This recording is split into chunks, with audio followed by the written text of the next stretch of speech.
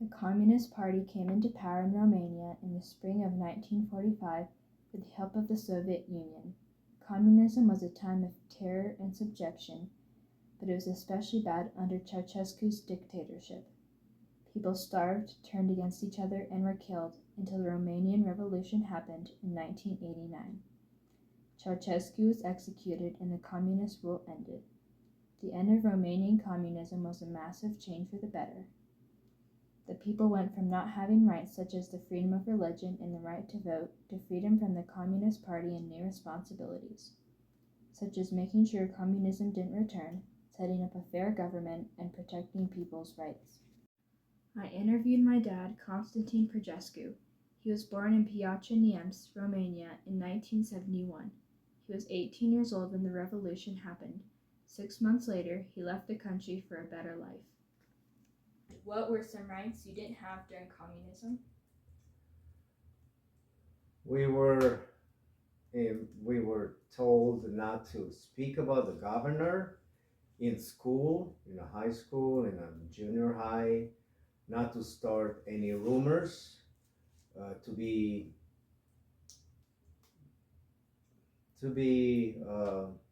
not getting in trouble and just live the everyday life without our opinions.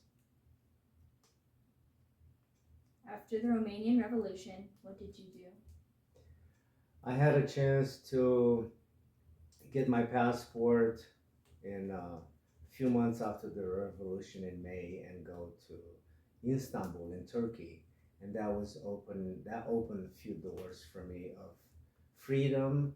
And soon after that, I ended up leaving Romania, going to Sweden and Canada and America after. Why did you leave Romania?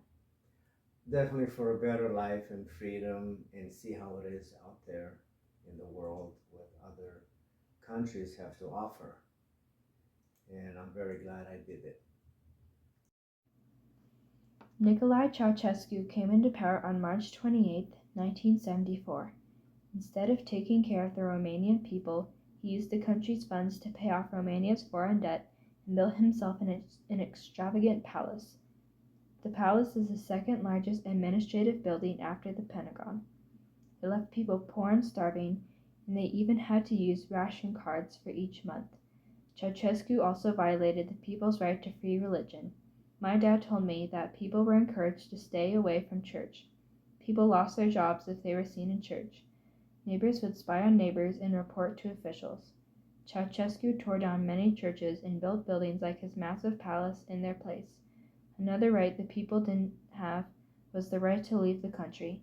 My dad said that as soon as the revolution was over, he got a passport and visa and visited Turkey with his dad. Hello. Hi. Can you introduce yourself? Yes, I'm Diana Sylvander, born Diana Todița in Romania, born and raised in Transylvania. I moved to the United States when I was 26 years old. Thank you. Do you remember the Romanian Revolution? Absolutely. I was in 6th grade when the Romanian Revolution happened in December of 1989. I remember that that was a big deal, mainly because we didn't have access to a lot of information. I remember my father listening to this radio channel called Europa Liberă, Free Europe, and also to the BBC, and that's how we learned that in some parts of the country there were riots and the people revolted against the regime. The revolution began when angry protesters took to the streets in Timișoara. Ceausescu ordered his troops to fire on the citizens. The shootings went on for many days. The riots spread to Bucharest on December 22nd. However, the soldiers refused to fire on their own people. Ceausescu and his wife tried to escape by helicopter, but were captured. On December 25th, they were speedily convicted for mass murder and executed. Was there any difference in your everyday life after the revolution? Yeah, absolutely. As a child, The biggest change for us came right, so it happened during winter break, and then in January when we went to school, we learned that we no longer were required to wear our school uniforms. That was the first change. Obviously, the changes came slowly. 1990 was a year in which Romanians try to find their voice and figure out what they want to do with their freedom. So I believe 1991 was the year when the major changes started. This was the first election after communism.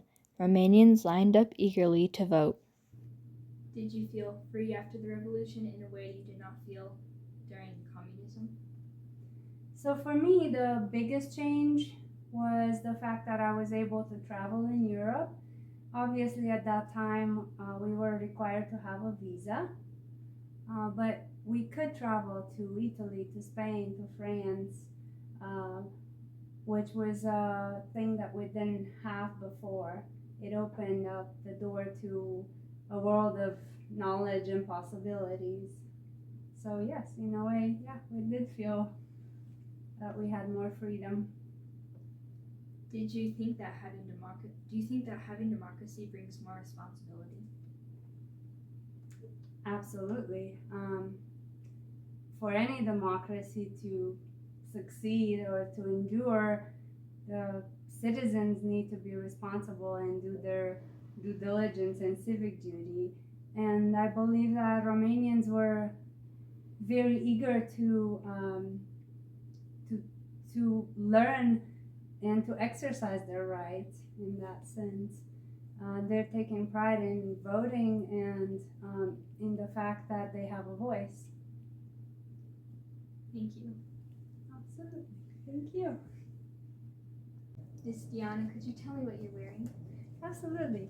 I figured since we're talking about Romania today, I should represent with a couple pieces of our traditional ensemble.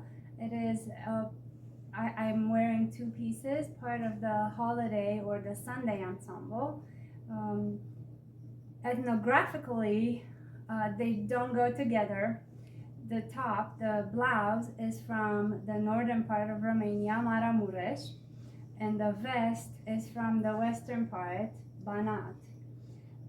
However, I decided to pair them today because not long ago, on the 24th, Romania celebrated 159 years of our small union. So I wanted to represent various parts of the country. These are hand sewn. The vest is from the 1920s, so it is very old, sewn on sheepskin, all handmade. The blouse probably takes about 3 to 4 months for a woman to sew, and the vest is sewn both by men and women, and it takes up to 6 months of hard work. So I'm very proud to represent.